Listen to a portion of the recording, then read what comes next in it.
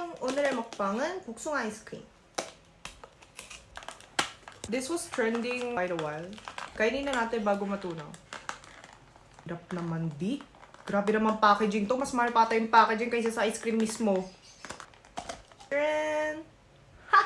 Sobrang cute. Mukha siyang puwet. Saya mag-kiss nilang... Akala ko it would be harder, like tempered chocolate.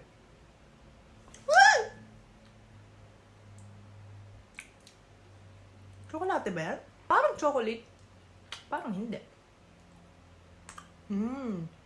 It has a very faint peach flavor. Saka kumakain ng vanilla ice cream tapos may nag-spray dyan na perfume na amoy peach. Sarap naman siya. Pero magkano ba to? Parang hindi naman worth it. Pero masarap siya. Gulo. I think cute lang siya, guys. Sino hindi matutuwa sa mukhang kwet? Ay lang. Bye! Masarap naman. Kaso parang hindi ko bibilin ulit.